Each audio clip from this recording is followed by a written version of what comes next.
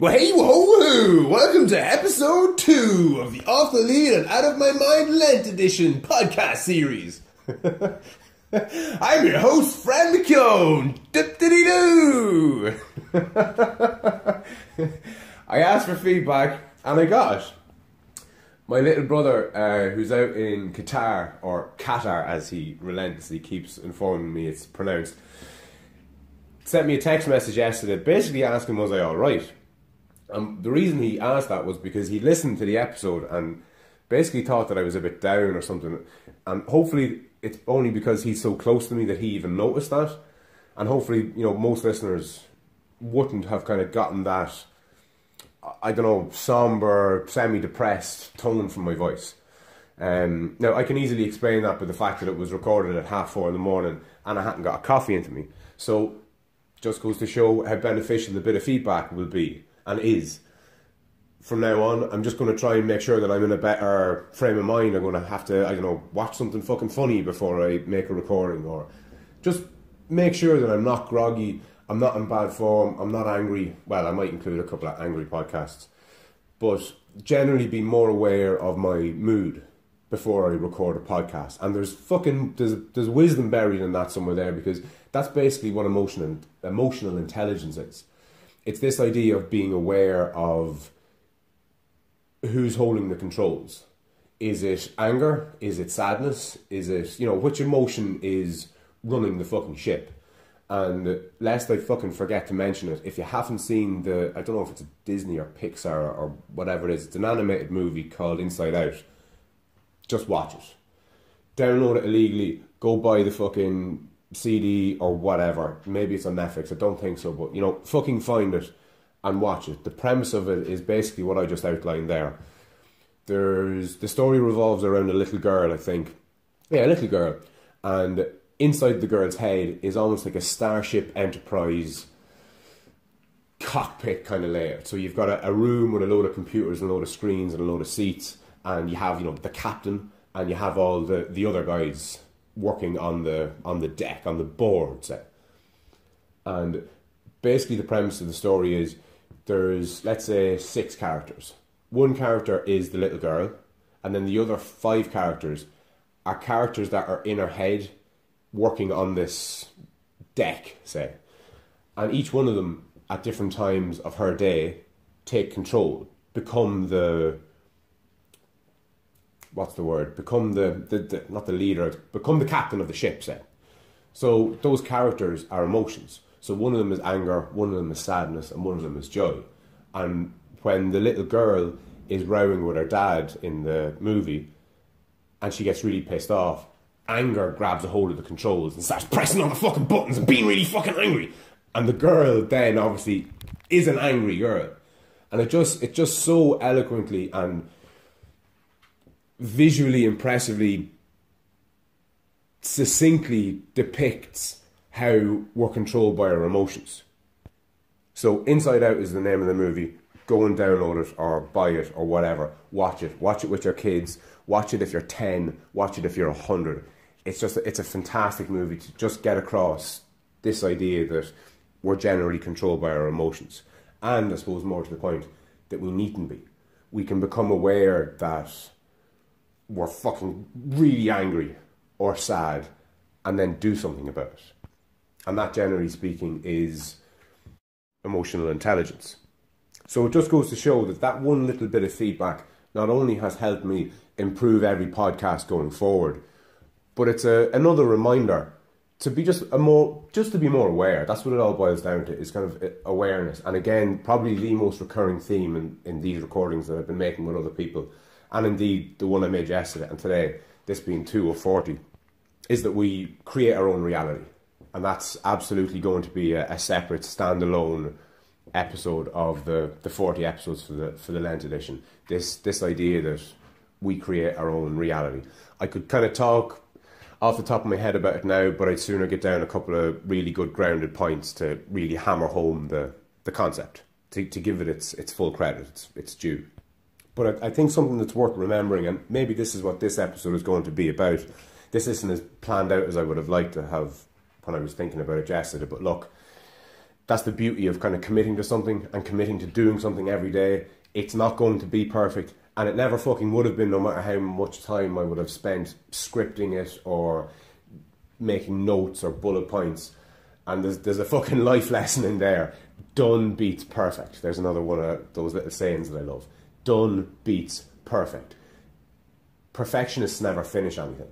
I tend to be a bit of a perfectionist, and a way of knowing that you're a perfectionist, or at least a bit of a perfectionist, is that you will have unfinished projects in your house. You'll have a drawing in a drawer that's half finished. You'll have the end of a carving that you started but never finished. You'll have all these plans to do stuff, but you'll never have done them. And the reason that you've got all this unfinished stuff is that in your mind, the way you're thinking is better it unfinished than bad or not as good as you would have liked. And this is where the idea of incremental improvements comes in. Another thing that I'm a huge fan of and can't stress enough. Incremental improvements. So finish all these projects and finish them poorly.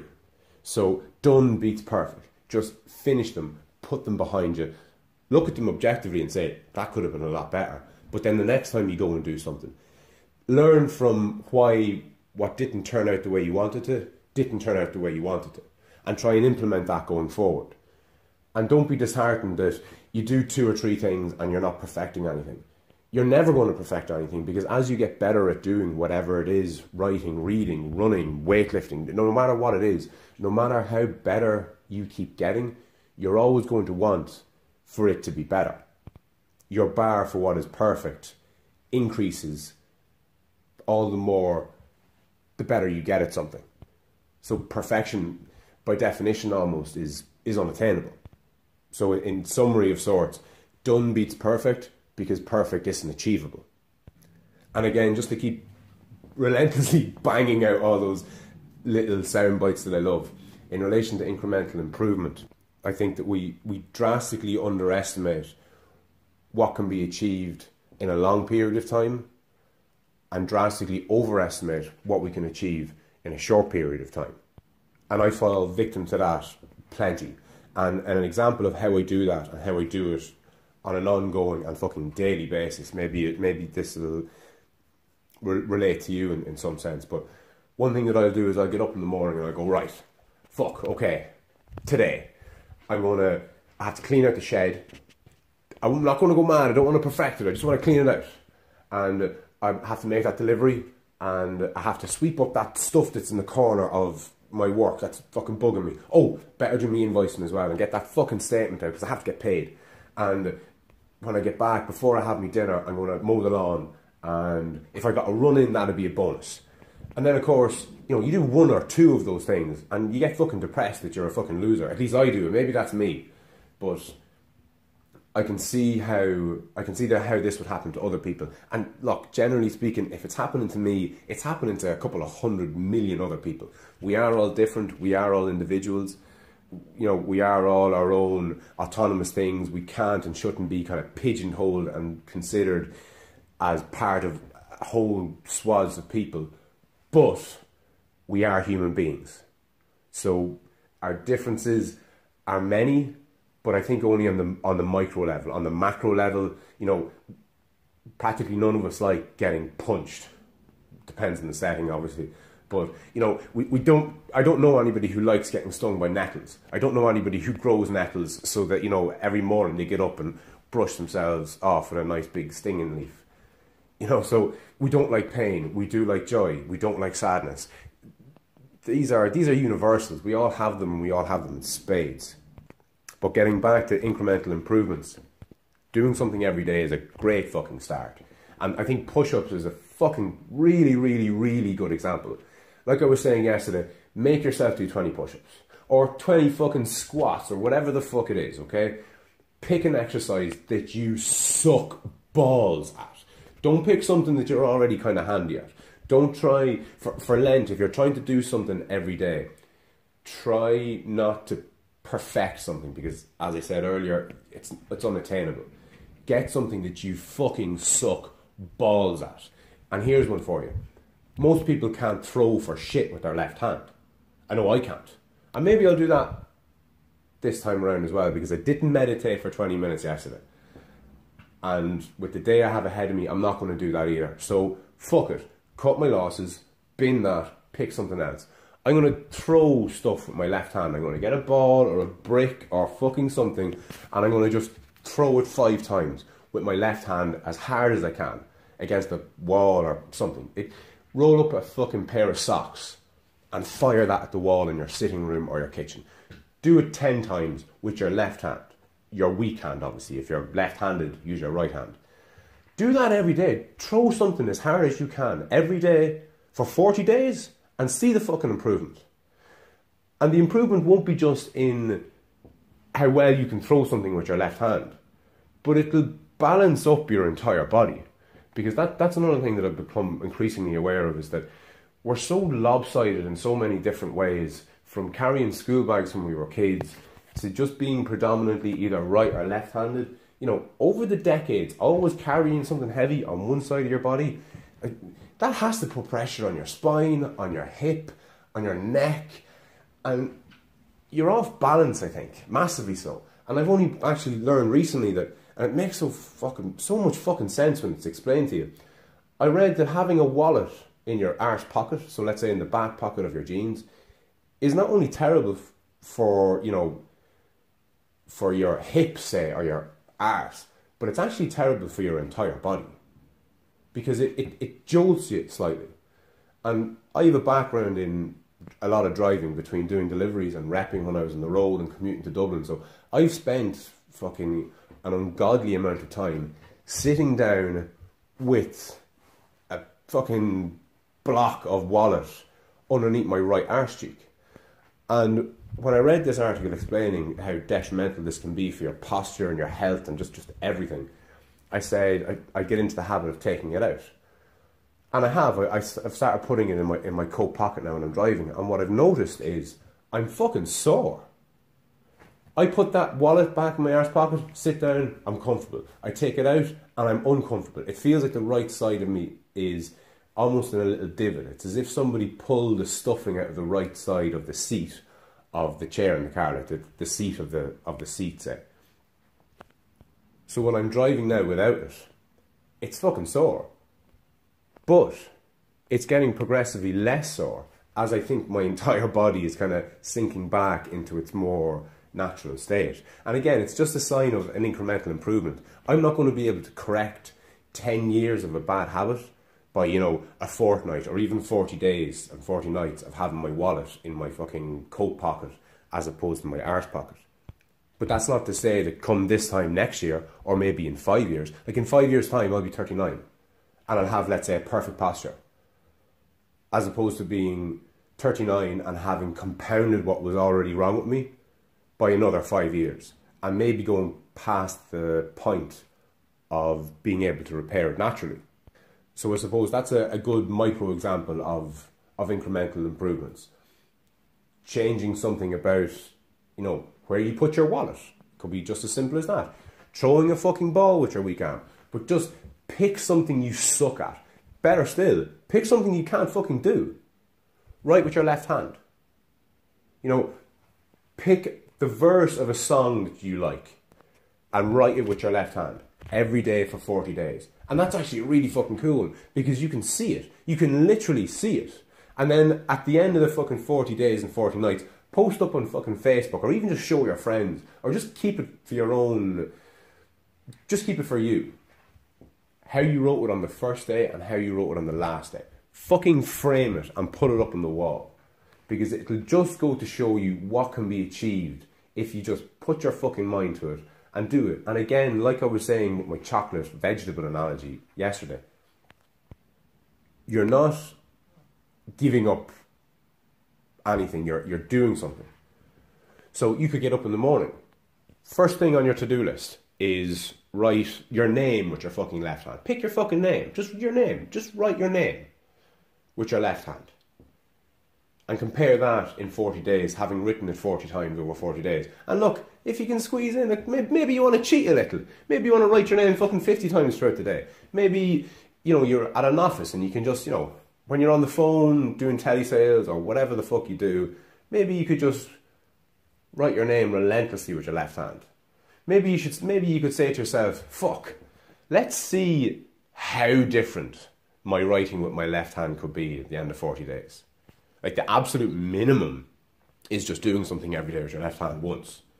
But if you want to up that slightly, then up it. But don't commit to writing an essay with your left hand.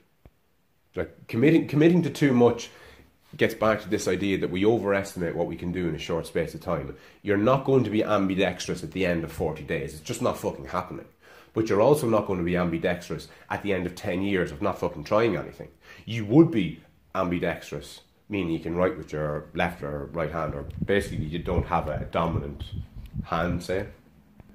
But given enough time, you absolutely can make yourself ambidextrous. It's just a matter of fucking practice. And that, again, is a good example of how we overestimate what we think we can do in a short space of time and underestimate what we can do in a long space of time. Holy shit, this is getting kind of rambly. Bringing it back to incremental improvements. A good friend of mine and of the show and previous guest, Pat O'Reilly, I'm not entirely sure why, but got it into his head he was going to start running every day. Fuck, this is about maybe 2 months ago. I will get Patter back. I'd love to get Patter back on. And I'd love to speak, if nothing else, about the bit of running that he's been doing. I might even actually ask him, would he be on for doing a half-hour podcast just about the running? Just to see, what was it that kind of gave him the kick up the hole, and to give you a bit of background about Patter's athletic capabilities. Up until he started running, he didn't have any. A busy guy, a kind of wiry guy with a fast metabolism, never really put on weight, always going, not a man to stand still, not a man to, spend days in front of the couch, to kind of a jittery cunt, always fucking up and about and going and doing it, a non-stop kind of cunt. So he was never lazy, and he was never overweight, and he was never really unhealthily unfit. But I went running with him, it must be 15 years ago. We, ran to the shop and back, and he puked his guts up everywhere because the diet over time wouldn't be great.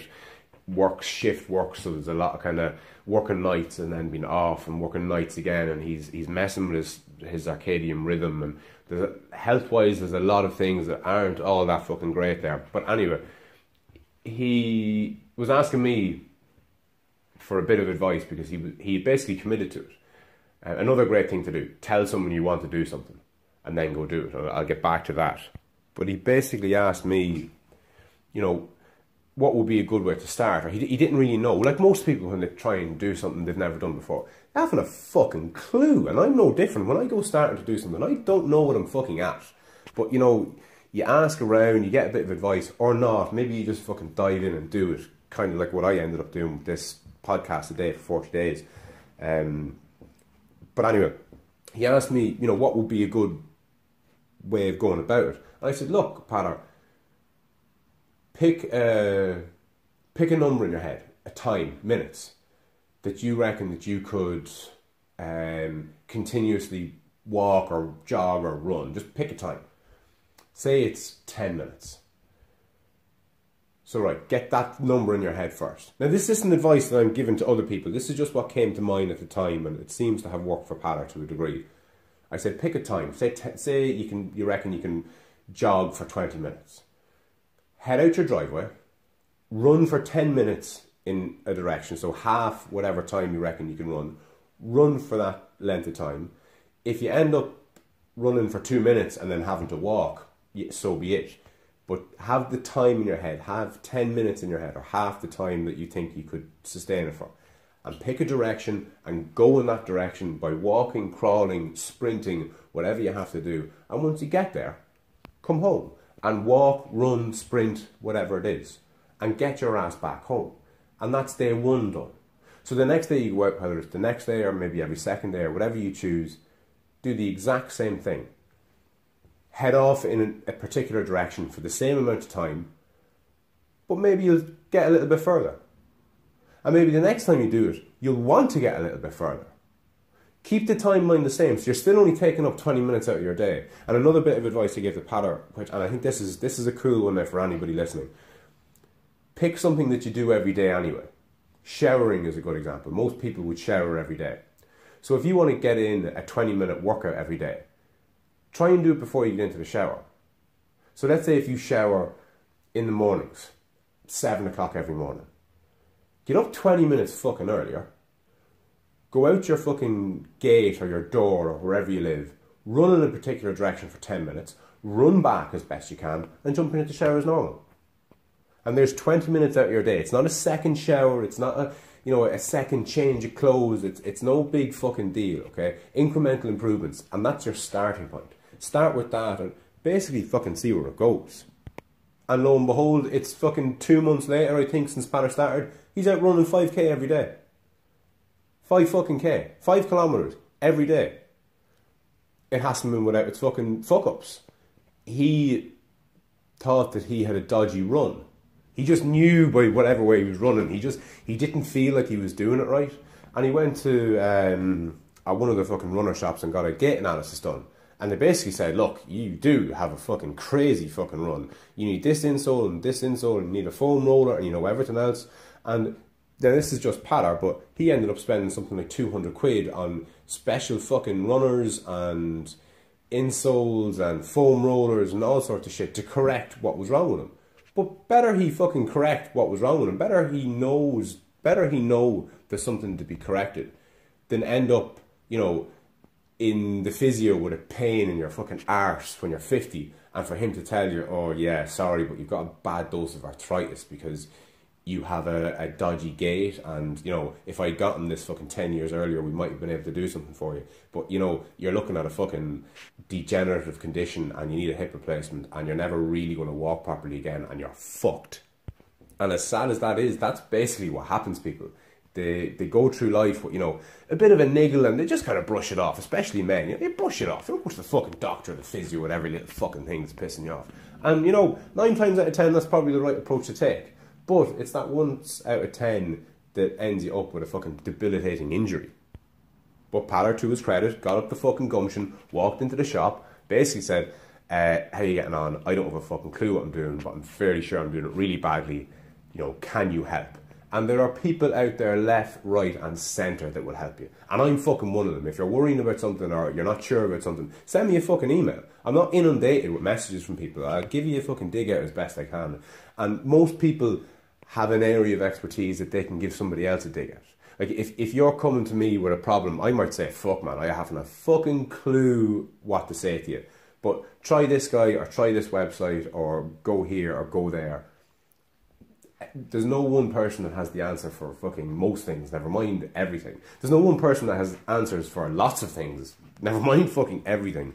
But we all have that little bit of nugget. We all have that little nugget, that little something that we've learned along the way that we can share with people. But and maybe it's an Irish thing. I don't know if it's only an Irish thing because I haven't travelled enough to know whether or not it is. But there's this idea that you can't or shouldn't try and advise somebody on something that you might be an expert on for fear of kind of throwing your intellectual weight around. Like I might see somebody and they might be doing something wrong, say, I don't know, just off the top of my head analogy or example, somebody's lifting weights in the gym and they're doing it really badly. Now I know practically nothing about lifting weights, but I would be able to spot somebody who's doing it terribly badly. And for me to approach that person and go, sorry man, but just to give you a heads up, you're doing it wrong, basically. That, number one, it takes a certain amount of kind of balls to kind of approach a stranger and do something like that. But even with people's friends, like I know friends of mine who are clearly doing stuff they shouldn't be doing. But there's an element of it not being my place to go over and say it to them. And I don't know, there's something about that. Like if you really are informed and you really know what you're talking about and a friend of yours is doing something that's detrimental to their well-being, look, it's incumbent on you to figure out a way of getting that information across. Maybe telling them outright isn't the way to do it. Maybe they're just that type of person, they'll rile up and tell you to fuck off and keep your fucking nose out. Who do you think you are? But if they are that type of person, maybe there's a roundabout way of helping it, of helping that person. And we need to start, I think, making more of an effort to give each other a fucking dig out. And look, I gave Patter a bit of a dig out with my advice on running and that, something that I know a little bit about. And Patter's given me fucking advice on all sorts of everything. Like, as I think is evident in the conversation that we had. He's a union representative for where he works. And before I started chatting to Patter about unions, I had a really, really negative opinion of unions. I saw unions as people who just got in the way, people who downed tools, people who were a pain in the employer's arse. And Patter explained the fucking contrary. Patter explained that having a unionised staff is synonymous with not needing a HR department. And it's just, it's a different spin that he was able to put it on for me. Another example of hearing things with a different spin. I've been hearing for years that, what's it called? Vinyl. Vinyl music is far superior to CDs and digital and all the rest of it. And myself and Cormac O'Keefe, Beef, we spoke about this in the first episode. And I think it's because my youngest brother Pat listened to me talking to Beef about vinyl that we subsequently ended up talking about vinyl. And he explained vinyl to me in terms that I understood. He basically explained that using digital, using binary, using ones and zeros, computer language basically, to recreate noises, you can't do as good a job as you can printing onto something physical, which is basically where vinyl comes in. And I'm not doing the job, I'm not doing his explanation justice, but his explanation, it resonated with me. Now again, 100 different people have tried to tell me in 100 different ways, but sometimes you just need somebody to spin it to you in a way that kind of sinks into your fucking head. And the beauty, I think, of the conversations that I'm having with people is I'm not an expert in any of the things that I've spoken to anybody about. Like that guy, Anthony Murphy, my previous guest from Mythical Ireland. I could have went down a Mythical Ireland-shaped rabbit hole before he came down and learned all about the Tuatha De Danann and all about Seed and Broiga and all Newgrange and the Ice Age and all these different things that we only really barely touched on. But if I had done that, I would have asked him questions above and beyond the majority of people listening to me. And I don't want to do that. I want to stay on the same kind of plane as the people listening. And as I improve, I love to think that my audience, for want of a better term, or my listeners, kind of improve with me in the same sense that I've done with Joe Rogan, I have to say.